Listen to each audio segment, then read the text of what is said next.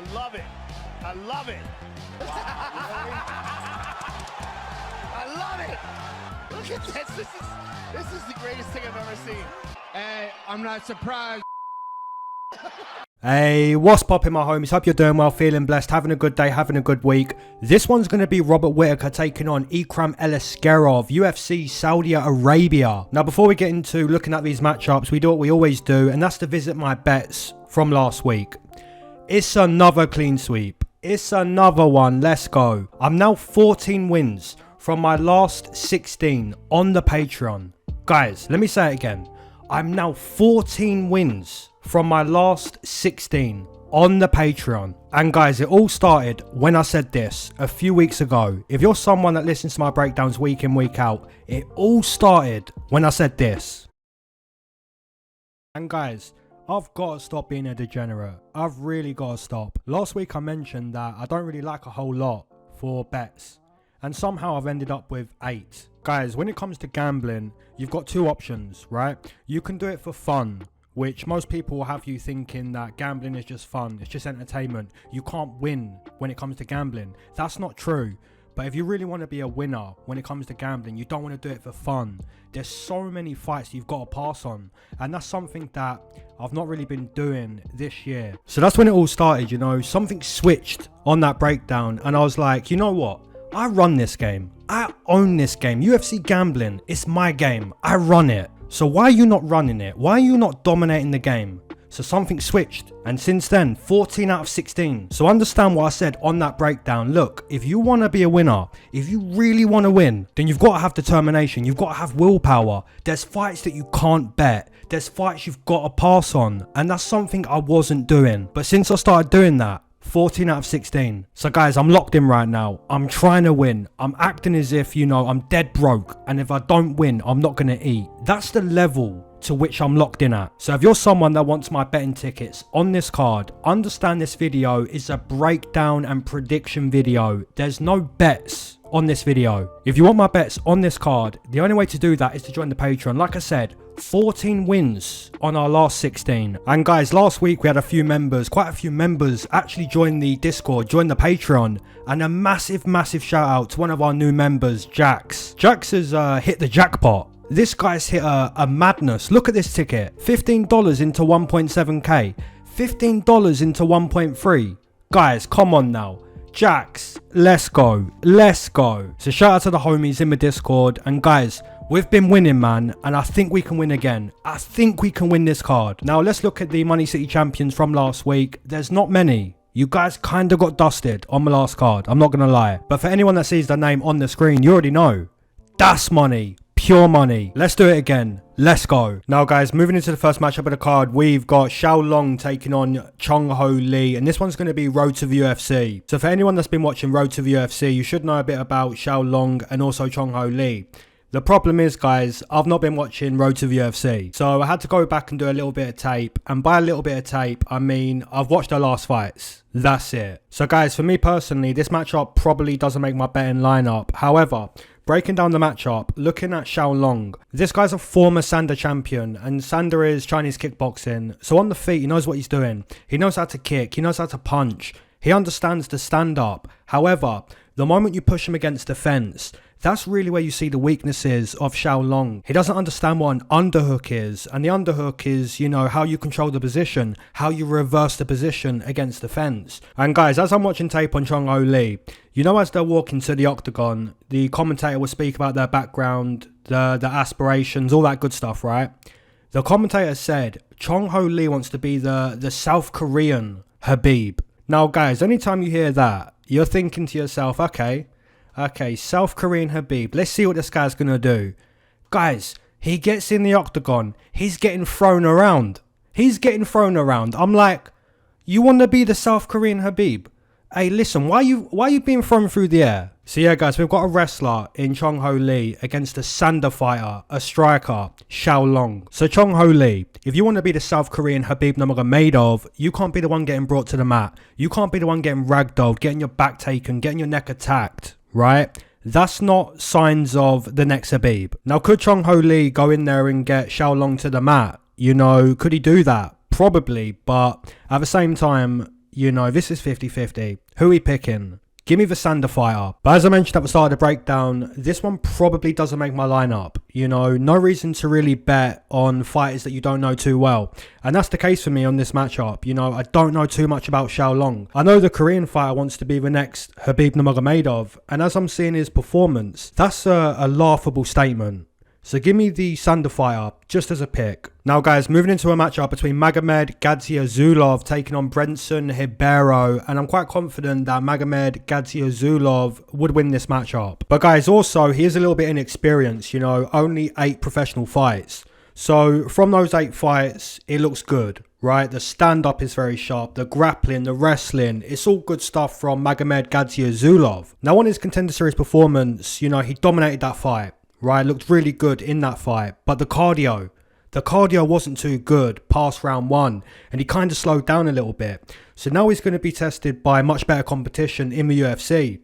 And Brendson Ribeiro, this guy hits real hard. You know, this guy's got big knockout power, and you didn't really get to see that in his UFC debut because Zhang dusted him. You know, Zhang sent him to Ben Askren, right?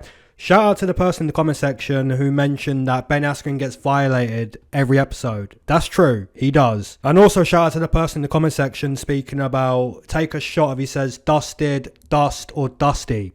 And guys, you got to know when to use them all. You know what I'm saying? When you're saying dust, you're talking about the chin. His chin's made of pure dust. When you're talking about dusty, you're talking about the cardio. Past round 1, the cardio seems to be a little bit dusty. And then when you're speaking about dusted, then you're getting Ben Askren involved, you know what I'm saying? And that's exactly what happened to Brendson Ribeiro. You know, round 1 against Zhang. And then randomly you're in Shadow City. You're seeing Ben Askren. And that was the case with Brendson Ribeiro. Now guys, Magomed Gadzhiyasulov, like I said, the stand-up's good. The low kicks are real quick, very sharp. The only thing I'm really concerned about with Magomed Gadzhiyasulov is we've not really seen his chin being cracked. You know what I'm saying? So if Brendson Ribeiro can test his chin at any point, then there's potential for a KO stoppage, right? The cardio's not too great, but also the sharpness of Magomed is very good. So guys, give me Magomed Gadzhiyasulov to beat Brendson Ribeiro on the feet and on the mat and to potentially stop Brendson Ribeiro. But like I said, the only thing I'm really concerned about is the cardio of Magomed, and also his chin's not really been tested, which it may be tested against Brendson Ribeiro. But the prediction is going to be Magomed Gadzhiyasulov. Now moving into the next matchup, we've got Muin Gafurov taking on Changho Kang. And guys, this one's very interesting because when you look at Muin Gafurov, his skill set's very good, you know, his wrestling's very good, he's very fast, very explosive. But the problem with Muin Gafurov, you can see it more than once, his cardio is dusty. It's terrible. And the thing about fighters with bad cardio, dusty cardio, even though they've got good skill sets, it doesn't really matter. Because if you haven't got the energy to use your skill set, if you haven't got the energy to do what you want to do, then it's kind of a problem. You know what I'm saying? And that's the problem with Muin Gafurov. The cardio, dusty. But I do like his wrestling entries, you know, very quick when he shoots the takedown. Very quick at getting you to the mat. And also on the mat, he's very decent too. It's just the cardio. You know, the cardio's a little bit dusty. Now, here's the thing. Who remembers Changho Kang against Ronnie Yaya? Guys, remember how tired Kang got against Ronnie Yaya? Old man Ronnie Yaya. He got so tired grappling with Ronnie Yaya, which, in my opinion, is a fight that I'm never going to forget for Changho Kang. Just an embarrassing fight, an embarrassing performance. If someone as old as Ronnie Yaya can fatigue you, can exhaust you, then someone like Muin Gafurov, who does have bad cardio, surely he can find it against someone like Changho Kang. You know, maybe not against Chad Anaheliger, maybe not against John Castaneda, maybe not against Saeed Nurmagomedov, but against Changho Kang. You know, surely this is the first UFC win for Muin Gafurov. You know, if you wrestle with Changho Kang, you can make him tired. So it really comes down to who's going to get tired first. Muin Gafurov, his cardio's not great. Then you look at Kang, who will also get tired if you can wrestle him continuously. So what's going to happen here? Is Muin Gafurov again going to look good in the initial stages of the fight, but then he gets tired? And when he gets tired, the opponent takes over. Changho Kang, he has a lot of experience, his jiu-jitsu's good, his boxing's good, but the footwork not too much. And he'll also respect the opponent a little bit too much. So when Muin Gafurov starts to slow down, starts to fatigue, that's where you've really got to, you know, show him the door. show him out of the fight. In my opinion, if Muin Gafurov doesn't win this matchup, who does he beat? You know, this has got to be the first UFC win for Muin Gafurov. That's the pick. Now moving into a matchup between Rinat Fakhretdinov taking on Nicolas Dalby, and I'm a little bit conflicted at predicting this matchup because with Rinat Fakhretdinov, we've got a very good wrestler. His wrestling extremely good. Also the boxing pressure that he uses on the feet is pretty decent, but you wouldn't really classify him as an out-and-out striker. You wouldn't say this guy's an elite Muay Thai player, an elite boxer. He's a really good wrestler. So guys, the groundwork of Rinat Fakhretdinov is very decent. However, looking at Nicolas Dalby in his performance against Gabriel Bonfim, guys, look at that. Look at the pace in which Nicolas Dalby is willing to fight at. Just a beautiful performance from a massive underdog, a veteran Nicolas Dalby. He fought at a really good pace, a high pace against Bonfim. And eventually Bonfim folded under the pressure that Nicolas was able to fight at. Now I'm kind of thinking, can Nicolas Dalby do the same thing to Rinat Fakhretdinov? Guys, in my opinion, there's a chance. But it also may be more difficult to do that this time round because Rinat Fakhretdinov, like I mentioned, his wrestling is extremely good. So if he can get Nicolas Dalby to the mat, the top control of Rinat Fakhretdinov may be better than the top control of Gabriel Bonfim. As we know, Bonfim, his jiu-jitsu is very decent, right? But also his stand-up. You know, he likes to stand on the feet, likes to box. Whereas with Rinat Fakhretdinov, he'll box just to get you to the mat. And when he gets you to the mat, the top control, right? His wrestling's very good. So for Nicolas Dalby to work his way back to the feet, it may be more difficult against someone like Rinat Fakhretdinov. However, if Rinat Fakhretdinov starts to slow down midway into round 2, then you're actually looking at Nicolas Dalby potentially stopping the takedown or even working back to the feet. This one's very difficult. Guys, I'm actually going to side with the big underdog, the veteran, Nicolas Dalby. But do I make it a bet or do I just keep it a prediction? Because guys, every week we're looking at all these matchups, right? We're looking at the matchups and then we have to decide which ones are we going to bet, which ones are we going to leave. Those are the decisions we've got to make that ultimately lead us to profit or it leads us to losing our money. So decisions to make, right? Decisions to make on every fight, every card. Do I make Nicolas Dalby a bet or do I keep it a prediction? For now though, the prediction is going to be Nicolas Dalby. I might bet it. We'll see. The people on the Patreon, we'll see. Now moving into a matchup between Nasrat Haqparast taking on Jared Gordon. And this one's decent matchmaking, very decent matchmaking. Nasrat Haqparast, this guy can box. His boxing is extremely good. It's beautiful. And guys, don't get me wrong, he's not perfect, right? The defense at times, it can be a little bit dusty. However, overall, as a boxer, it's good work for Nasrat Haqparast, right? Now the opponent, Jared Gordon, this guy's very experienced, got a lot of UFC fights, and he's primarily a wrestler. And that's what you should do against Nasrat, you know, look to bring him to the mat, bring him into a wrestling, grappling contest. Because what you do when you do that, essentially you're fighting to your strength. And also bringing Nasrat away from his strength, which is the boxing, the stand-up of Nasrat Haqparast, right? So if you're Jared Gordon, you're going to be killing two birds with one stone. You take Nasrat to the mat. You're able to implement what you do best. And when you do that, you're going to bring him away from what he does best. You're killing two birds with one stone. So that should be the game plan of Jared Gordon. However, guys, if Nasrat Haqparast shows good defensive wrestling, good get-ups, you know, doesn't let Jared Gordon essentially neutralize him, glue him to the mat. If Nasrat Haqparast doesn't allow for that, then we get a good stand-up fight where Nasrat should really piece up Jared Gordon. Guys, I'll never forget watching Nasrat Haqparast fight Mark Diakisi live in Germany. I was in Germany for that fight and I was just so confident that Mark Diakisi was going to school Nasrat Haqparast, right? But then they both get in the octagon and what I saw for 15 minutes... For 15 minutes, I was just amazed. I was in pure amazement. And ever since then, I've been a big fan of Nasrat Haqparast. I think I've got 10 out of his 12 UFC fights, which is pretty good. So yeah, man, give me Nasrat Haqparast to box up Jared Gordon. If he doesn't get out-wrestled, if he doesn't get glued to the mat, then it should be a win for Nasrat Haqparast. The prediction's going to be Nasrat. Moving into the next matchup, we've got Shara Magomedov taking on Joilton Lutterbach, who's going to be making his UFC debut. And Lutterbach is primarily a jiu-jitsu player. but he's also got a lot of kickboxing experience, which is what you see on his record, you know? A lot of karate, a lot of boxing, a lot of kickboxing. So you're seeing that, you know, he's got a lot of experience. He's experienced in mixed martial arts, karate, boxing, kickboxing, grappling. However, his striking defense is kinda dusty. And against someone like Shara Magomedov, this guy's got one eye. For anyone that doesn't know that, Shara Magomedov literally has one eye, right? So that's kinda something that you don't want to put money on. However, when you watch him fight, you would never guess that Shara Magomedov has one eye. This guy's an absolute beast, an absolute Muay Thai animal. The kicks of Shara Magomedov, they're just so damaging, so frightening. You know, the speed they'll find the target with, the power, the accuracy, the technique. He's a Muay Thai animal, right? And against someone like Lutterbach, who has poor defensive striking, you know, defensively bad, I can only see Shara Magomedov really piecing him up with some nasty kicks, fast kicks. Now guys, going back and looking at Shara Magomedov in his UFC debut, you can see that he kind of struggled a little bit with the grappling against Bruno Silva. And Lutterbach, like I said, he is a jiu-jitsu player.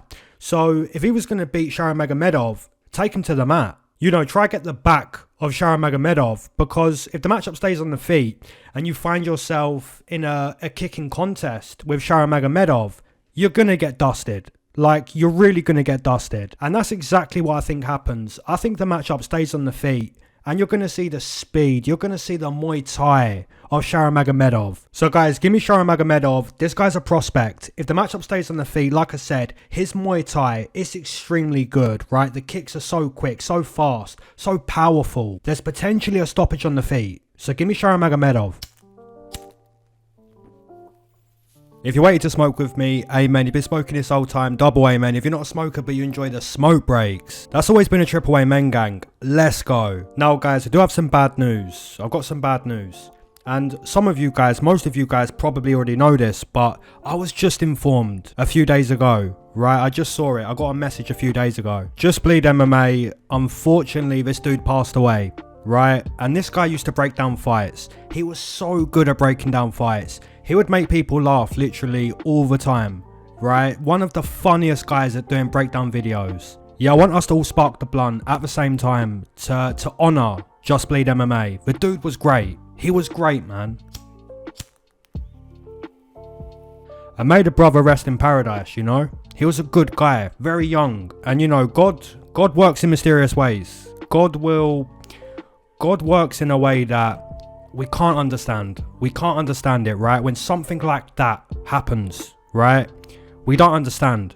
We just don't understand, but God knows. God knows why. I made a brother rest in paradise. You know what I'm saying? He was a good dude. Now guys, on my last video, I mentioned where's the smoke break topics. So I'm going to pick one or two every video, right? And this is what I want to ask on this one. It was Daniel Forrest. Hey, shout out to Daniel. Shout out to my bro. And he said, smoke break topic, indicas, sativas or hybrids. Now, when it comes to sativas, you want to smoke a sativa when you're out and about, when you're doing stuff, right?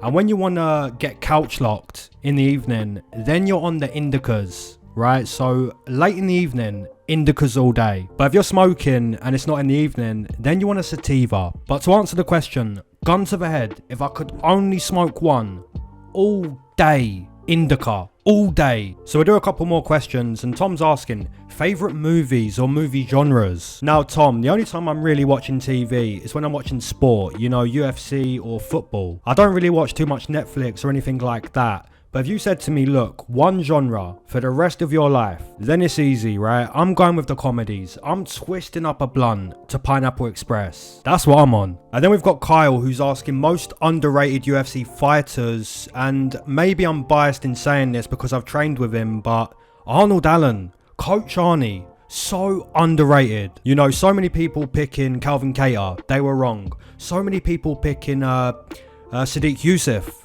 They were wrong. So many people picking Dan Hooker. They were wrong. People sleep on Arnold Allen. They sleep on Arnie. I'm telling you. Drop down more smoke break topics. Alright, let's go. Now guys, moving into an absolute banger. We've got Johnny Walker taking on Volkan Oezdemir. This one, look at this matchup. Look at the matchmaking. absolute fire, absolute banger. This one's a difficult pick, right? And it's difficult because when you look at the chin, when you look at the jaw of Johnny Walker, pure dust. Let's be honest, right? Pure dust. If you can find the mark, if you can find the chin of Johnny Walker, you can send him to Ben Askren. We know that. We've seen that more than once, right? And we know Volkan Oezdemir. This guy, you know, he's known for knocking people dead, right? His boxing is very decent. His KO power, he can just find the mark. And when he does, he just seems to dust the opponent. However, Volkan Oezdemir over the years has kind of faded. Initially, when he first got to the UFC, you know, he'll knock you dead, then point to his wrist to signify, look, I got that done, no time. No time, Volkan Oezdemir, call me that. But over the years, you know, he's kind of faded, man. Kind of faded. So this one is still difficult, though. It's still a good matchup because we know Johnny Walker, very dynamic, right? He can fight crazy. We've seen him do that. And that's kind of what made Johnny Walker such a fan favourite. You know, you see him jump with the knee. You see him spin. You see him do this crazy stuff. And instantly you're like, yo, Johnny Walker, this guy's the real deal. He's going to become something, right? But that didn't really happen for Johnny Walker. And also with Volkan Oezdemir, he did make it like quite far, right? Because he's knocking people dead, but he kind of faded. Over the years, he's just faded. And this one's, it's an interesting fight because if you're Johnny Walker, you want to win. If you're Volkan Oezdemir, you want to win. Obviously, every fighter wants to win. But this one really means something.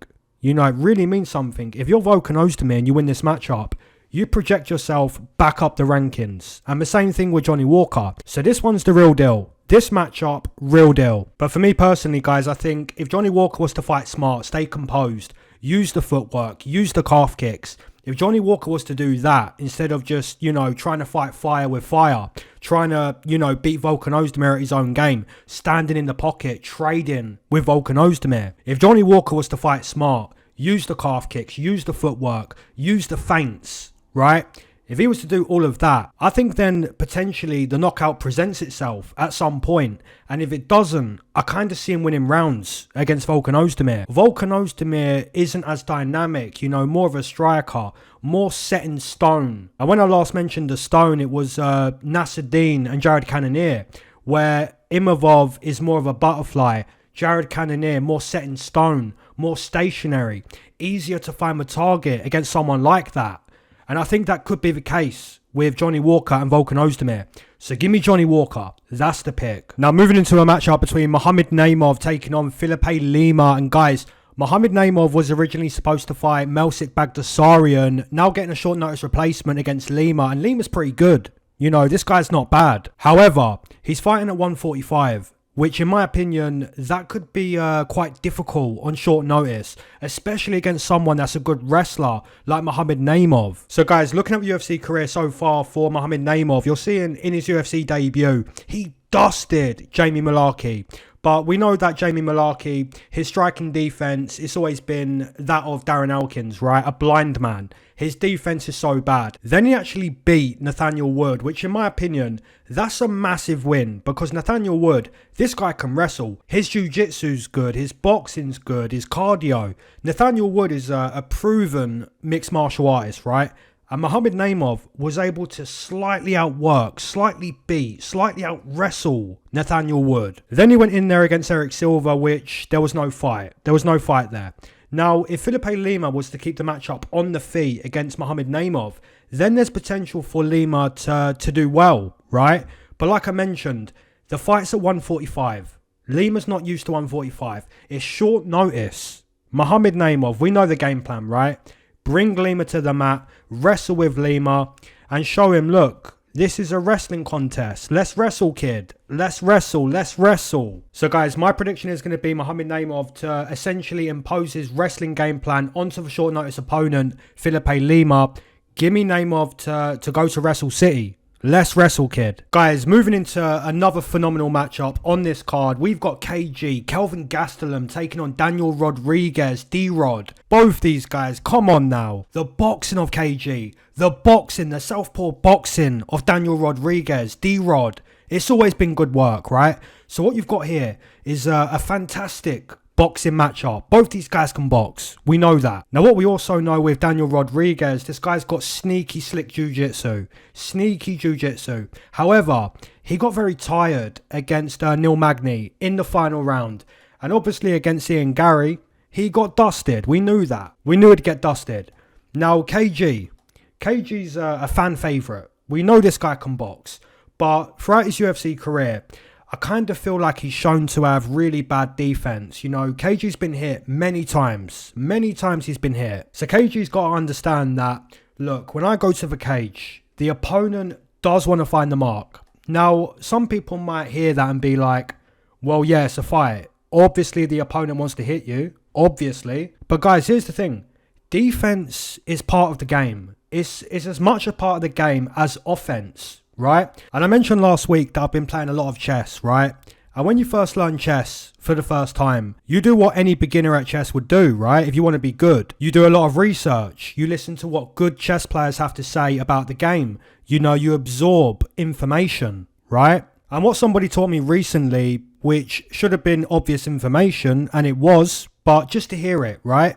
It's obvious information, but you have to think about what your opponent wants to do. You can't look at the 64 squares and just focus on what you want to do. You have to understand, what is the opponent trying to do? What does the opponent want to do? And that's something that KG needs to understand. You know, it's not just about offense. It's not just about what you want to do. Show some defense. You know, you're not a punch bag. Why are you constantly getting hit? In my opinion, Daniel Rodriguez, he's always been a little bit more composed. He's always been a little bit more aware of what his opponent wants to do, right? Just a little bit, you know, more locked in than what KG is. And I'm not trying to disrespect KG. I think he could have done way more in his UFC career. Like, he got to the title fight against Adesanya, right? But I just personally believe that KG could have achieved way more if he really locked in, if he really focused, you know, came into fight week in shape. A lot of the time throughout his UFC career, it looks like he's been living on tacos. You know what I'm saying? So when I look at the betting line,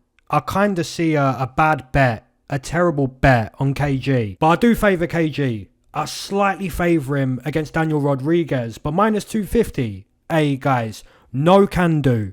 No can do on the money line for KG. But that is the pick. Moving into the co-main event, we've got Sergey Pavlovich taking on Alexander Volkov. And guys, heavyweight mixed martial arts, it's a dangerous game, man. Very dangerous. One shot, done and dusted, right? Off to see the king of Shadow City, Mr. Ben Askren.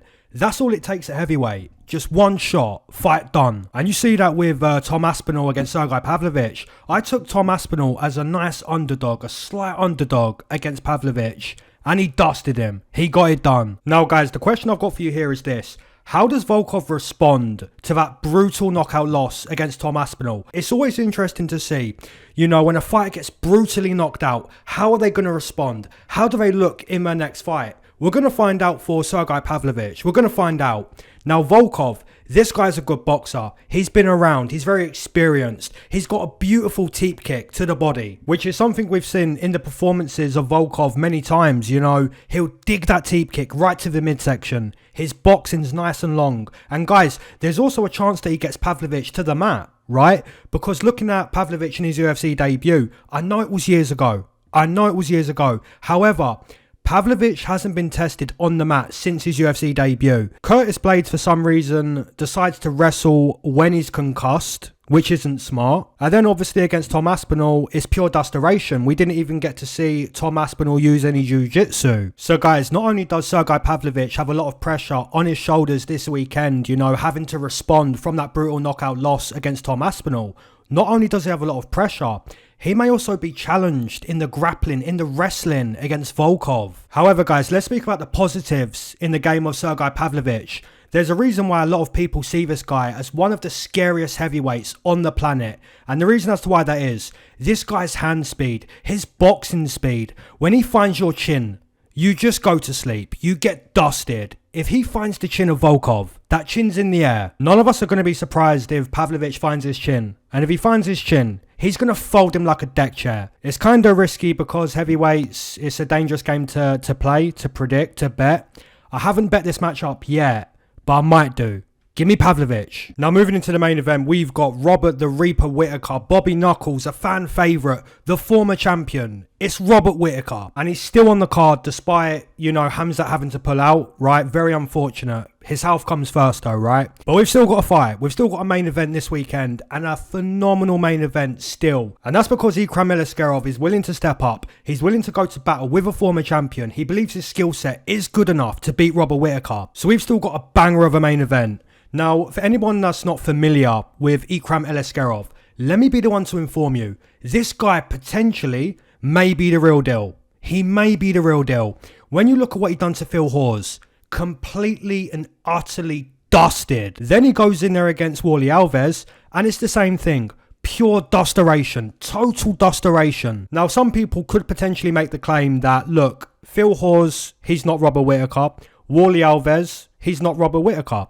Now, anyone making those statements, I would agree. I would have to agree with anyone making that statement because that statement is a straight up fact. However, for the people that's going to make that statement, I would assume that you would agree with me that you can only fight who's put in front of you. The fighters are fighters. They're not matchmakers. Guys, the only time you actually get to call the shots in terms of matchmaking is when you've won a fight, you've got on the mic, now is your opportunity. You can call out who you want. So guys, despite Aliskerov not being in there with someone like Robert Whittaker, he's a fighter, right? And fighters get sent contracts, they get sent names. And Aliskerov has said yes to both Phil Hawes and Wally Alves. He went to the octagon against both of those guys and he done his job. And as of right now, what we've seen from Aliskerov in those two fights, the guy may be the real deal. His striking is just so accurate. The punches, the boxing, the accuracy, the deadly accuracy of Ikram Aliskerov. And also he's a 4-time combat Sambo world champion.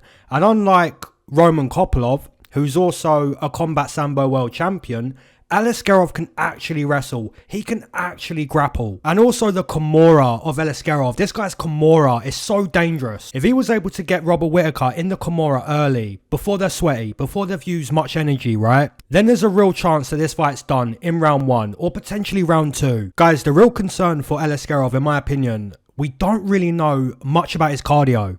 We don't know, right? If he goes past round 1 against Robert Whittaker, if he goes past round 2, what does the cardio look like against someone like Robert Whittaker? Someone that can, fight on the feet, someone that can wrestle. We know someone like Robert Whittaker, the former champion, he can do it all. He can strike on the feet, he can wrestle, he can fight anywhere the fight goes. So if you're Aliskerov and you start to slow down after 7 minutes, after 8 minutes, right? Then more than likely the fight becomes more of a learning lesson for Aliskerov rather than a fight where you're going to project yourself up the rankings, because if you get tired against someone like Robert Whittaker, you're in for learning. It's going to be a learning lesson, the fight's not going to get easier. It's going to get very difficult. And guys, in a fight where you're not able to overcome the adversity, in that case, learning is taking place because you're losing, right? And we learn more from our losses than our wins. So it could become a learning lesson for Ikram Aliskerov if he gets tired. So guys, in my opinion, like I said, the concern for Ikram Aliskerov isn't can he wrestle with Whittaker, can he strike with Whittaker, is can he go toe-to-toe with the former champion as the fight progresses? What's the cardio of Ikram Aliskerov like? We're going to find out. But then again, there's a chance that we don't find out because Aliskerov is so dangerous in round 1, so dangerous in the early portions of the fight that he could stop the former champion. He could stop Robert Whittaker. And when you start to think about how many fights Robert Whittaker's been in, how many, wars he's been in, the durability of Robert Whittaker, it's not getting better. It's only getting worse. It's only starting to fade even more, fight by fight. And guys, when you look at that fight between Whittaker and Duplessis, you're seeing that Duplessis is throwing heat. He's throwing 100% power. Now, the thing with Aliskerov is he's not just throwing to throw. He's sniping. The accuracy, right? It makes him very deadly. And that's why if Whittaker gets caught, gets clipped in round 1, that's why I'm saying the fight could be done and dusted. I kind of think it's similar to Tatsuro Taira and Perez, where in my opinion, Taira was always going to look good in round 1, always going to look good in round 2. I kind of feel the same way with Aliskerov. I think if Robert Whittaker was to win this matchup, survive in round 1, survive in round 2, bring him into deep waters, then start to school him, then start to show him, look, you're in the octagon with me, Bobby Knuckles, the former champion. And things are about to get nasty. They're about to get difficult. That's what I believe Robert Whittaker should do to win the matchup. You know, round 1, Aliskerov is most dangerous. Then we get into unknown territory, right? We've progressed past round 1. Somewhere Aliskerov hasn't been in the UFC. So guys, in my opinion, if you're Aliskerov, you kind of need a round 1 stoppage. You kind of need a round 2 stoppage. You kind of need to stop Robert Whittaker early in the main event if you're going to win. Unless he can win over 25 minutes, which we haven't seen him do that. We haven't seen him leave round 1. So you kind of need an early stoppage, in my opinion. And you know what, guys? I think he gets it. I think Ikram Aliskerov stops Robert Whittaker in round 1 or round 2. And if Aliskerov wins any other way, then I'm shocked. I'm shocked. But the prediction for me, I'm going to side with the underdog, Ikram Aliskerov, to stop Robert Whittaker early in the main event. That's my pick. As always, my homies, drop down your main event, your co-main event, your straight bets, your parlays, your Money City bets, all that good stuff. Drop in the comment section below. And as always, keep your eyes to the sky and never glued to your shoes. Peace.